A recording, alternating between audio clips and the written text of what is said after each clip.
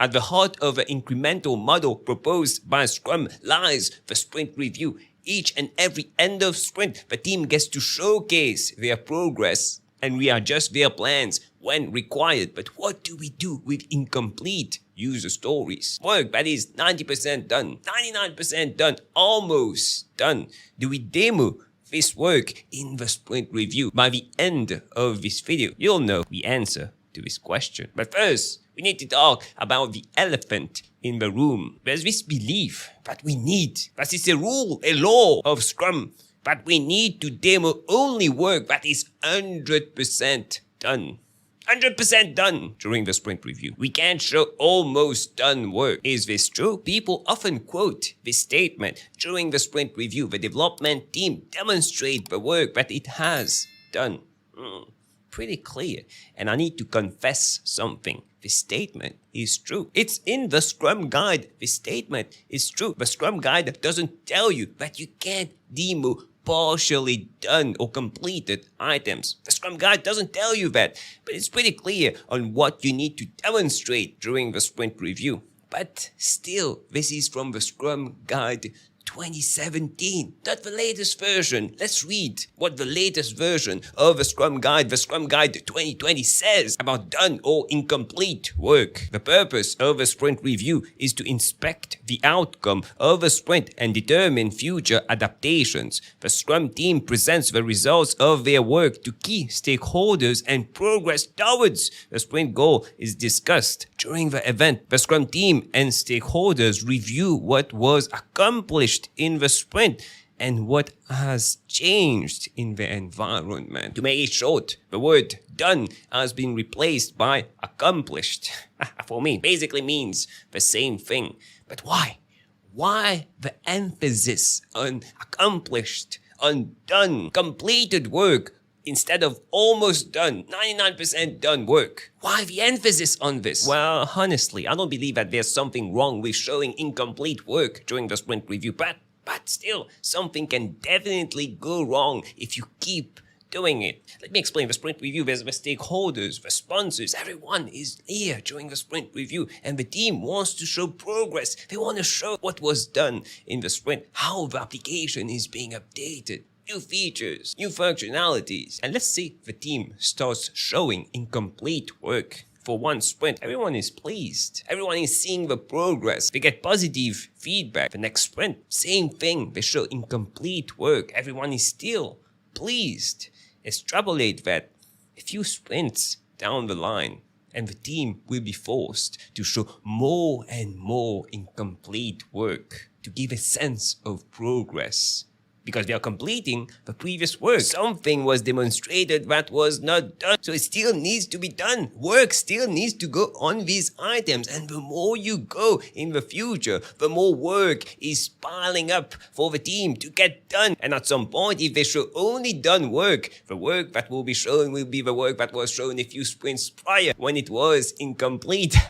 So basically, the lie that the team told a few sprints back gets bigger and bigger to show progress, to keep giving this sense of progress during the sprint review. That's a huge risk, an entire pattern that can definitely slow down the team. And at some point, the stakeholders will realize that the team was lying all along. That something was definitely wrong because they were not telling during the sprint review that the work was incomplete. And even worse, maybe 3 sprints in, you're showing 3 sprints of incomplete work and the stakeholders say, okay, the features look to be working, let's just release it to customers. And you need to tell the stakeholders, no, it's incomplete work.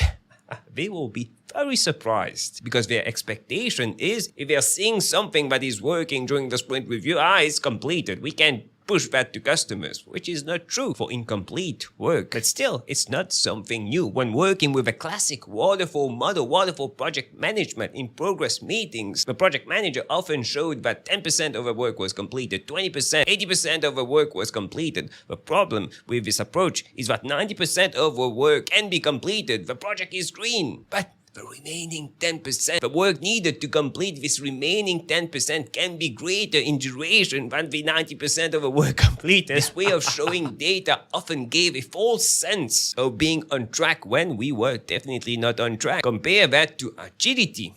There's only to-do items, in-progress items, and done items. If something is not done, you don't show it, which, in a way, it's a good thing. Showing only done items during the sprint review also takes a lot of discipline. It builds discipline, which is always a good thing for the team. Showing only done items might result that during the sprint review you have nothing to show. Just imagine that. Velocity 0 for the sprint. During the sprint review you have nothing to show. This would be very weird. A very weird sprint review. But it's a good opportunity to discuss on the impediments, things that prevented you, slowed you down, prevented you from meeting the sprint goal, and get the help of stakeholders during the sprint review.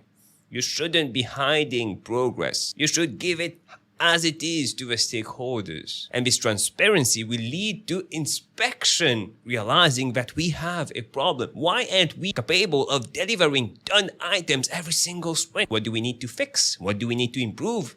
Great opportunity to get this discussion. But if you showed incomplete items during the sprint review, you would not be having this discussion. What a beautiful thing. Showing only done items. It builds discipline, and in the long run, when approaching the end of a sprint, everyone will be working together to get things done, because they know that if they don't do that, the sprint review will be completely empty in terms of demonstrating what was complete. Compare that to partially done items. The team is going with the flow.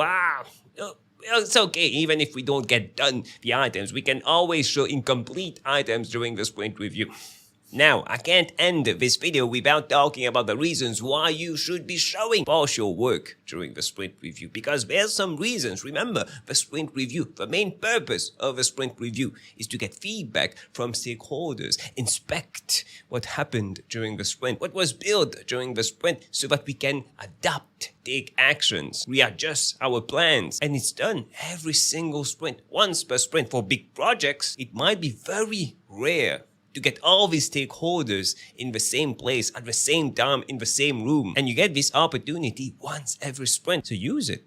Use it to get feedback. Let's say you build a big red button on the screen, but it's only 90% done. You want feedback concerning this button. And you can't get this feedback because you can't show it during the sprint review. So you need to use other forums to get this feedback. It doesn't make sense. Why not show this big red button 90% done during the sprint review to only get feedback, but mention to the stakeholders that it's not done. We are just showing that to get your feedback. We want to inspect this item and know what to do with it. Is it good? Is it not good? It's a great opportunity to get feedback. That's why I started this video with what was written in the Scrum Guide 2020. Accomplished work, done work, but don't let that prevent you from gaining valuable feedback. The purpose of the sprint review. This rule is here so that people, Scrum teams, didn't deceive stakeholders, showing complete work, making them believe that we are doing tons of progress when we were not doing tons of progress. So as long as you're not deceiving your stakeholders, as long as you're telling them, okay, this is incomplete work, you should be okay. But please, I've seen several cases where the Scrum team mentioned that it was incomplete work, and a few weeks down the line, the stakeholders completely forgot that it was incomplete work, because they saw that during the sprint review, they assumed that it was complete, even though we said it was incomplete work. So please, again, communication is key. Make sure that the attendees of the sprint review understand clearly what is done and what is not done. Don't underestimate this part. Which brings me to my next point. If you want more tips, insights on Agile Scrum personal growth, click on the video that stands out the most on the screen right now, and I'll see you in a few seconds.